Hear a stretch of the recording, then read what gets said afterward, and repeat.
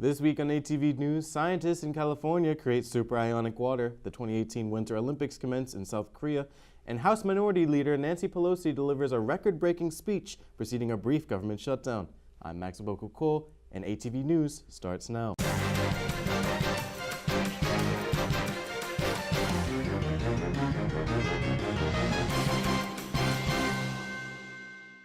President Trump is in the news this week for blocking the release of a Democratic-sponsored memo that allegedly contained a response to the FISA memo released earlier this week. The president called on the Justice Department to release the FISA memo, which some legislators claimed showed internal bias against Trump in the FBI's investigation of his aides and their ties to Russia. Democrats claim that the blocking by the President Trump of their memo is hypocritical and shows partisan and politically motivated bias against the ongoing Russia investigation. The only way to override the president's decision to block the release of the memo would be a full House vote against the decision. Let's turn to Hannah Shows for your business report.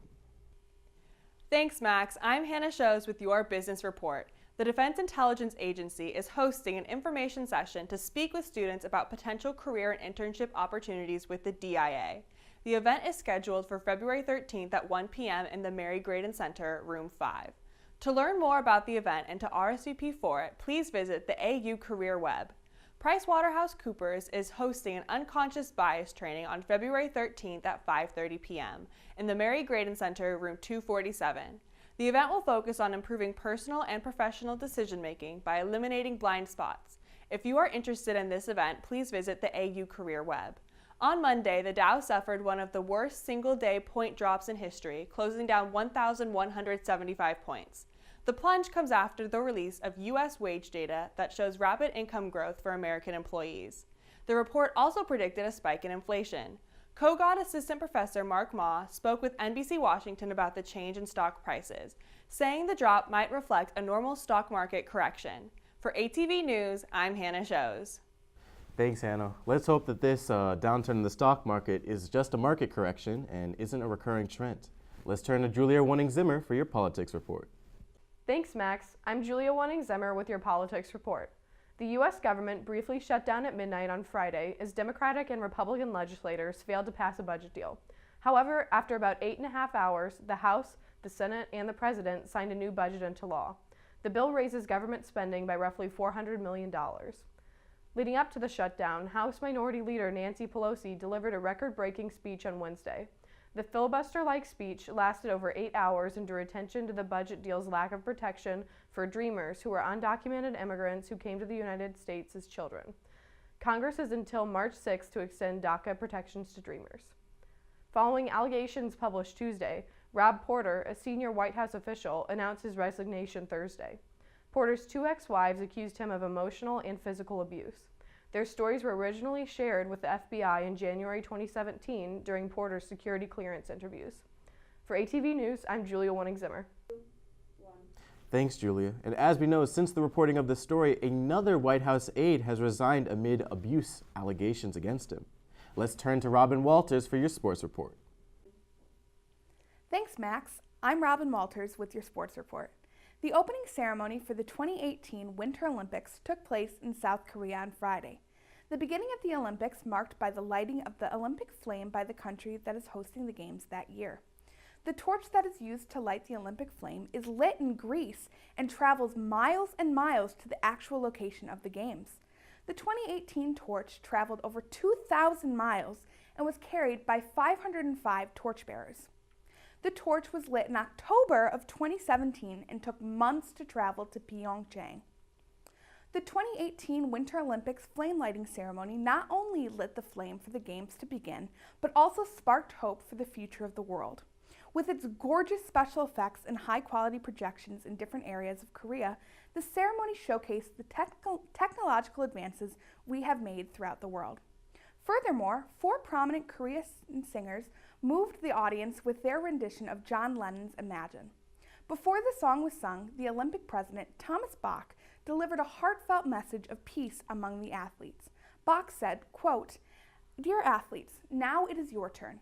This will be the competition of your lives. Over the next couple days, the world will be looking to you for inspiration. You will inspire us all to live together in peace and harmony despite all of our differences. You will inspire us by competing for the highest honor in the Olympic spirit of excellence, respect, and fair play, end quote. While the Olympic ceremony was very nice and provided unity to countries all over the world, the real point of the Olympics is the competition. This year, the United States sent 241 athletes from 31 different states. There are 134 male athletes and 108 female athletes competing, including one husband and wife figure skating duo and 7 sets of siblings. There are a number of famous athletes like Lindsey Vonn and Shaun White who are returning to the competition to win gold, but there is also a surprising number of newcomers to cheer on the good old red, white, and blue. Tune in to NBC. For ATV News, I'm Robin Walters, and go USA! Thanks, Robin. I know personally that I'll be tuning into my favorite sports, bobsledding and curling, for this year's Winter Olympics. The Philadelphia Eagles won the Super Bowl against the New England Patriots on Sunday, February 4th, and in celebration of the historic win, fans rioted in the streets of Philadelphia, climbing on light posts, jumping on cars, and toppling awnings on hotels. Photographs and videos of fans packed in the streets of the city of brotherly love spread all over the internet, showing fans celebrating the Eagles' first ever Super Bowl win. The celebration continued Thursday when the city hosted a large Super Bowl parade. Let's turn to Austin Bartola for your science report. Thanks, Max. I'm Austin Bartola with your science report. It was a groundbreaking week for space technology as SpaceX's Falcon Heavy rocket successfully launched from the Kennedy Space Center on Tuesday. It is one of the biggest and most powerful rockets ever launched, but it also costs less than many of its counterparts at $90 million. With an ability to launch payloads of over 140,000 pounds into orbit, the initial launch brought a Tesla Roadster along with it to orbit around the sun while playing David Bowie's Space Oddity. SpaceX and Tesla founder and billionaire entrepreneur Elon Musk says the Falcon Heavy opens up a whole new class for payload and hopes to use the rocket to encourage competition for space technology that can launch heavy equipment and eventually humans deep into space. Scientists have just confirmed a new form of water that exists as a solid and a liquid at the same time. The so-called super ionic water was thought to have existed farther out in the solar system on planets like Uranus and Neptune, but its existence is now proven thanks to experiments at a California laboratory. Researchers used highly compressed ice blasted by a series of laser pulses to create the unusual substance, which contains positive hydrogen ions floating between a crystal-like structure of oxygen atoms. And for the first time ever, scientists were able to grow human eggs in a lab from the initial stages in ovarian tissue to full maturity. While only 10% of the eggs in the lab study successfully reached full maturity, the collaborative effort by British and American researchers marks a major step towards the ability for eggs to grow and be fertilized outside the ovaries. Scientists caution that research is still in its early stages and that more work must be done for these processes to be used as fertility treatments that can yield healthy babies. For ATV News, I'm Austin Bartola.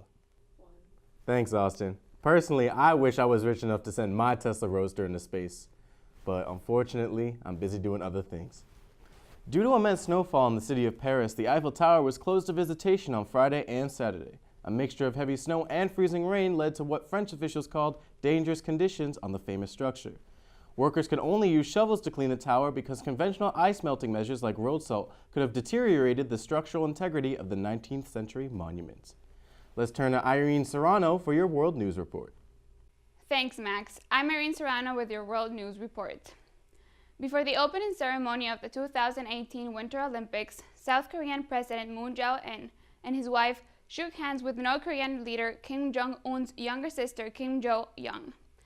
Reporters nationwide are calling the handshake historic. During the opening ceremony of the biggest Winter Games ever, with 92 countries participating, athletes from North and South Korea entered the stadium as a single delegation.